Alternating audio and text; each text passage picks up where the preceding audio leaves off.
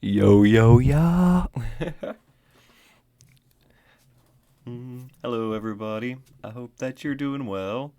Um, it's been it's been 2 months, but I'm back. You know, I'm sorry I've been gone so long. I didn't think that I was gonna be gone this long, but I've just been busy. Uh, this last semester, just with school and everything, and like found I haven't really made the time to record any videos recently, just because how stuff has been going. I have still been writing quite a bit though. I have some more reviews that I want to finish. I have some that I've been working on that I want to finish. But for today, we're doing a very, very, very special review. A review of Kendrick Lamar's new album, GNX, which was released a couple weeks back. Uh, Wait, when was it released? Let's go. Aha, November 22nd. So yeah, November 22nd. So it was just released a few weeks back. And if you know me, if you've known me for a while, then you know that Kendrick Lamar is one of my favorite rappers. I absolutely love Kendrick Lamar. Um, and I'm sure that I'm probably the whitest guy that you'll hear say this, but Kendrick Lamar really was on an incredible run this year, okay? Like, um, the beef between Drake and Kendrick was probably the biggest event in music this year. I can't really think of anything else that was bigger than that. Um, the beef started last year whenever Drake released his song First Person Shooter with J. Cole, where J. Cole said, "Love when they argue the hardest MC. Is it K. Dot? Is it Aubrey or me? We the big three like we started a league, but right now I feel like Muhammad Ali." At that point, Kendrick knew that Drake and J. Cole were buddied up together, and Kendrick didn't like that, and he would go on to respond to them on Future and Metro Boomin's song Like That, which went on to debut at number 1 on the Billboard Hot 200. He went on to reference it on his diss song at Drake, titled Euphoria, where he said, "It's three goats left, and I see two of them kissing and hugging on stage. I love them to death, and in 8 bars I'll explain that phrase. It's nothing nobody can tell me. I don't want to talk on no celly. You know I got language barriers. It's no accent you can sell me. Yeah, Cole and Aubrey know I'm a selfish fellow, the crown is heavy. I pray they marrow friends, if not, I'm YNW Melly." I love that bar. I love Euphoria. That is my favorite out of the diss tracks that Kendrick released. Euphoria is incredible, and that was one of my favorite bars on that whole song. The YNW Melly bar is fucking insane. Um, Kendrick's diss song "Not Like Us" managed to blow up into a massive hit song, being the most streamed song of the year so far, which is crazy. I was looking on Spotify and it's already almost at 1 billion streams, which is crazy because like it just came out in May. It hasn't even like the song hasn't been out for a full year yet, and it's almost at 1 billion streams. Um, but yeah, like if I'm being honest, this album was very, very unexpected for me. Like I was not expecting Kendrick to just come out with an album just out of nowhere. Like this album, there wasn't any rollout to it or anything. Like it was a surprise release. He released it on Friday morning. Um, and I remember I was at school and then I saw his Kendrick's post on his Instagram. Like he posted the teaser, the GNX teaser, and then and then like immediately after he released the album. Um and just like and I wrote down some notes for the album because with these kinds of reviews it's better for me to kind of gather all of my thoughts. Um, like with some of the past reviews that I've done that I didn't do, that I did unscripted. Like, there were some that I've done where like I feel like I just kind of ramble on about stuff, where like I kind of lose track, or like I'll lose focus a bit. I have ADHD a bit, so it kind of makes sense. But so I have a list of positives about the album, and then I have a list of negatives. The list of positives is super long. It's like it's like it's like 3 pages that I wrote, and there's like maybe a couple negatives that I had. Yeah, there's like one negative, honestly. Like, and so we're gonna go through the positives. So first things first, this album, it's 12 tracks. It's around 45 minutes or so. It is Kendrick's shortest album. It is Kendrick's shortest album, which is crazy.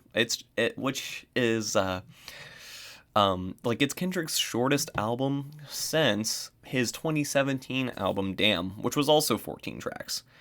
And people have fans especially have been comparing GNX to Damn, because the production styles of the two albums are very similar. Like, if you guys remember Damn, that album, I love Damn. I absolutely love Damn. That record is great. But on that album, that was the first album where Kendrick tried to kind of make this, like, he kind of started to like incorporate the mainstream trap sound on there. Like, there were songs that were produced by Mike Will Made It and like Humble and DNA, like the trap bangers on there, that like he wasn't really all, like Kendrick wasn't really known for rapping over trap beats like until DNA and Humble. And then also on Damn too, there were a bunch of slower songs as well that fans didn't really care for. Like, there's the song "Yeah" on there, which I know that there's a lot of Kendrick fans that hate that song, but I honestly kind of like it, you know. And then there's the song "Loyalty" on there with Rihanna, which I know that fans are kind of mixed on that one, but I think it's a good song. But like, Damn was Kendrick's first attempt at really trying to make an accessible and kind of almost poppy record, but still make it conceptual, still make it deep. The songs are just immediate and hard hitting. Like, the songs. Like, the songs are conceptual, sure, and lyrically they're very deep whenever you dive into them. But then there's also songs on there that are just bangers, like Humble and DNA. And with GNX, it's like Kendrick is kind of going back to that kind of that that kind of style. Okay, so back to the production. Soundwave produced every single track on this album. Soundwave is one of Kendrick Lamar's go-to producers, and he's been working with him for every album that Kendrick has released in his career. Soundwave has produced on it. And so all 12 tracks feature production from Soundwave. And also, another big thing about this album is that 11 of the 12 tracks were co-produced by Jack Antonoff. And if you don't know who Jack Antonoff is, he is a very popular pop producer. He's worked with the likes of Taylor Swift, Lana Del Rey, Lorde. He works with a lot of big pop artists. And so to see him come through and produce and help with the production on here, I feel like it is just so cool, because he's one of my favorite producers. But yeah, like, the production throughout this album is incredible. The sound palette on this album is one of Kendrick's most diverse yet, bringing in DJ Mustard for West Coast flavored bangers like TV Off and Hey Now. Modern jazz musician Kasami Washington has production credits on Luther and TV Off, which is really cool as well to see Kasami Washington on here. Lyrically, this is Kendrick's Fuck Everybody album.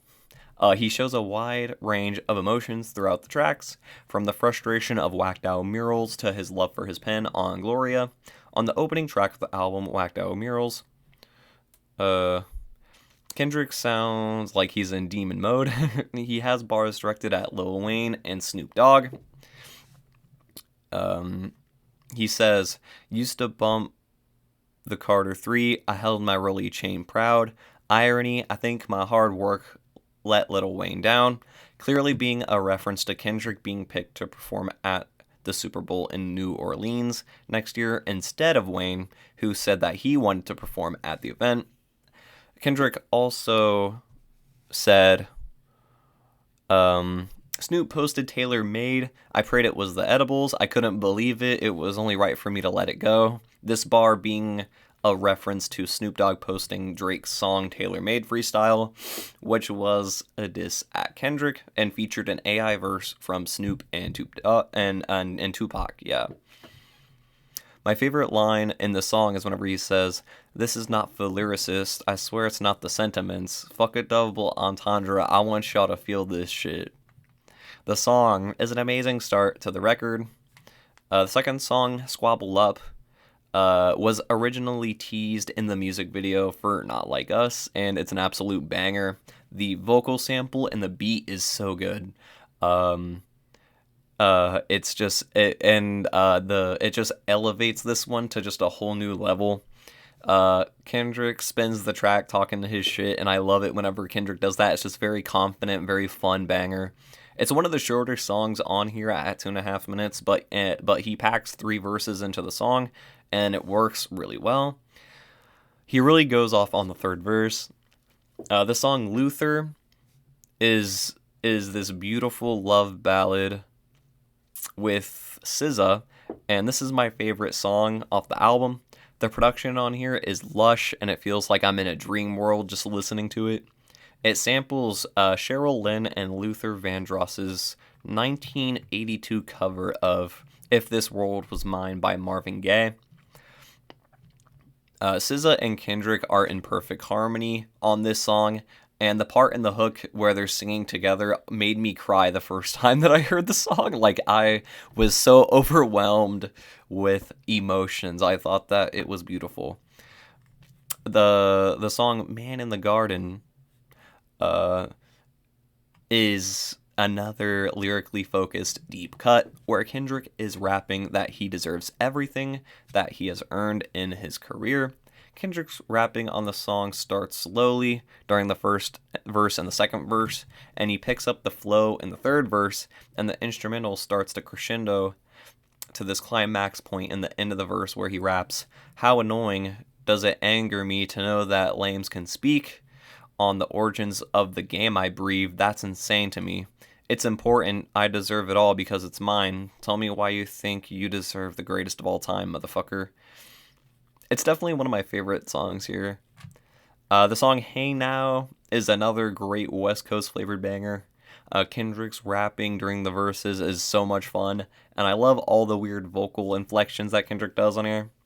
The hook is really catchy, and I love the second chorus whenever he starts singing, I'm way too important, I'm way too important, I'm way too important to ever let you slide on me again.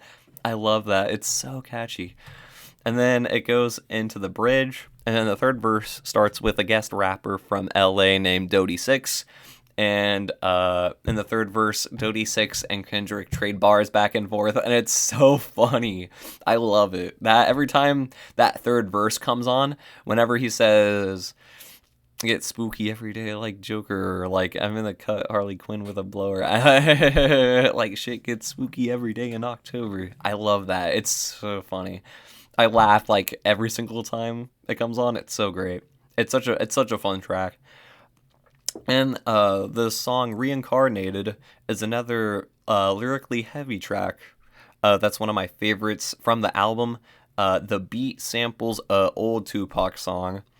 And on the 3 verses, Kendrick raps from the perspective of these artists from the past that are his past lives, supposedly. The first verse is supposedly him rapping from the perspective of John Lee Hooker, a revolutionary R&B guitarist from Michigan, whose breakout single was released in 1948. And I've read theories that the second verse here is written from the perspective of Billie Holiday, and that seems to line up with what he was rapping about in the verse. And in the third verse, he's rapping about his present life, and he's having this conversation with God. And he tells God that he's been acting selflessly to help people, and God tells him that his heart is closed, and he tells Kendrick how to kill his pride. Kendrick tries to prove to God that he's good, and God tells him that he is the reincarnation of Satan. He says, quote, "I prove to God that you're good," and God tells him that he says, quote, "I could tell you who you are. You fell out of heaven because you was anxious, didn't like authority, only searched to be heinous," he continues. "I sent you down to earth because you was broken. Rehabilitation, not psychosis. But now we here now. Centuries you manipulated man with music." God asks Kendrick if he promises to use his gift for good. And later in the verse, we see Kendrick take the power of music back from Satan, saying, "I rewrote the devil's story just to take our power back." This song is really deep. It's one that, like, every time I listen to it, I always pick up something more from it. But it's definitely like a top 3 song from the album for me. Kendrick has always been an incredible storyteller, and I think that this song is one of the best storytelling songs that he's done in a while. The song "TV Off" is a West Coast banger of epic proportions. Kendrick starts the song by saying, "All I ever wanted was a black Grand National. Fuck being rational, give them what they ask for." And then it goes into the hook. The hook is so catchy. "It's not enough. You saw it F, but it's not enough. You just had to really step, but it's not enough.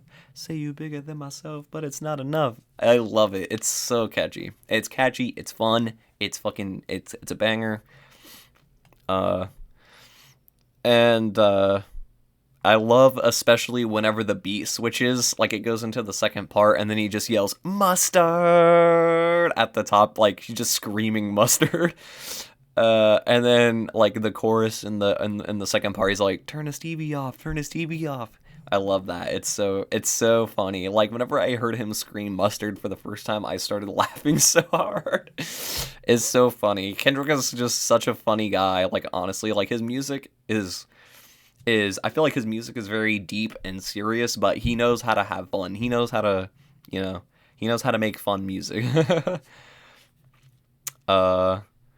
Oh, and then the next song, "Dodger Blue," is another great slow R&B style song with vocals from Wale the Sensei, Roddy the Rich, and the production on here is smooth as hell, and I really like the hook on here as well.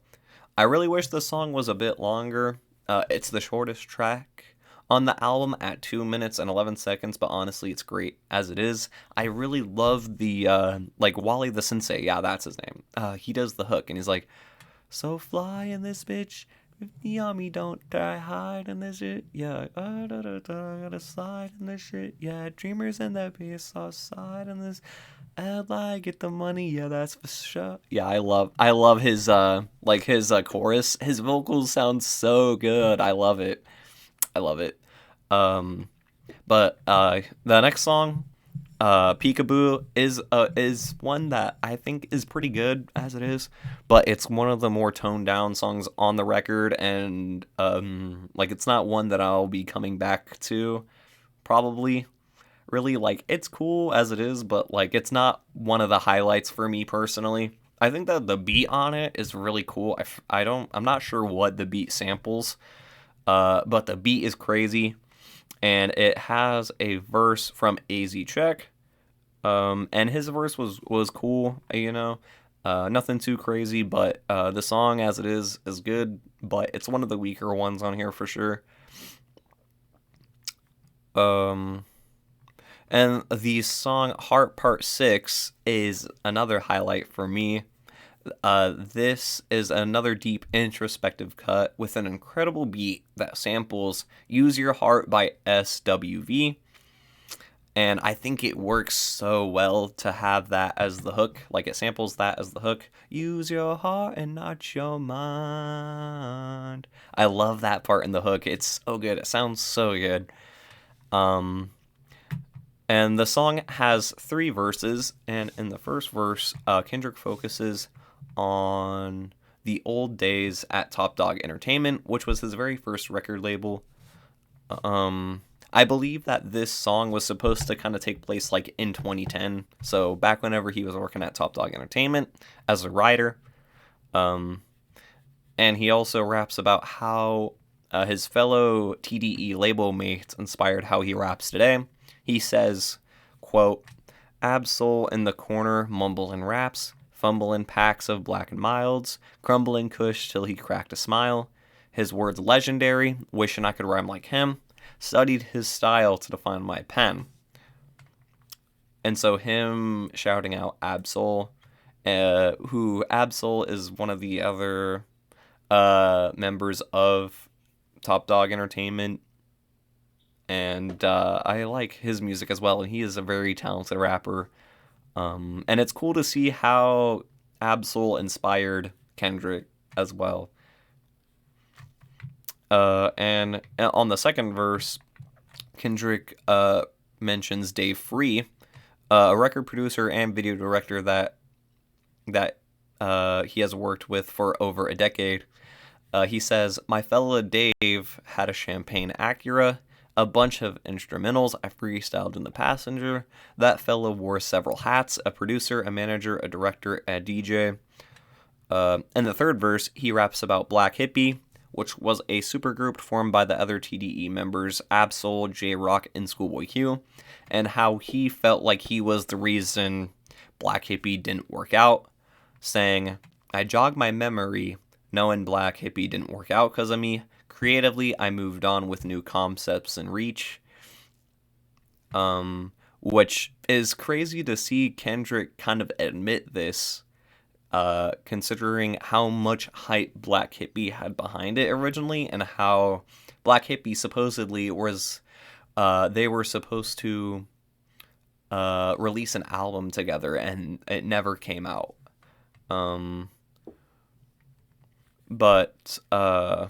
Yeah, the song overall though is incredible. One of Kendrick's best storytelling songs.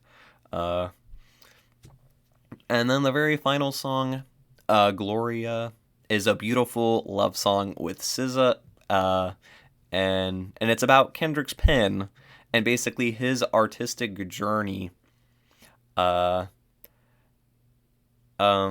his artistic journey with like writing, and how his writing has progressed. And it's a really beautiful song. It's gorgeous. SZA's contributions to the song are so good. I love SZA on the song. Works out really well. So that's all for the positives. There's only one song that I didn't really like on the album, and that song was the GNX song. This one was a little bit weird for me just because the beat, I wasn't really feeling the beat on this song. It's got a weird groove to it, and I think that Kendrick's part on here is fine, and it features some underground West Coast rappers on the verses, but like it's just, it's an okay song. It's cool that Kendrick put his homies on the song, but it's not something that I'm gonna listen to personally. And so, to wrap this review up, in conclusion, wait a minute. Whew. Oh yeah. Alright, so my final thoughts on the album. I think that this album is incredible, and while I don't think that it's one of Kendrick's best albums, I still think that it is incredible as it is, and Kendrick is still in peak form. He's still operating in peak form. He hasn't fallen from grace or anything. This album is just him kind of just kind of celebrating the West Coast and just making bangers and having fun and doing what he does well. And I think that it works out. I love pretty much every song except for that one song, GNX, but pretty much every single song is great on here. And as far as a rating goes, I'm feeling like a light 9 out of 10 on this one. A light 9. I think it's great, incredible. Let me know what you're thinking about the album. Drop your thoughts in the comments. Did you like it? Did you not like it? Let me know. And I'll see you guys in the next review. Peace out.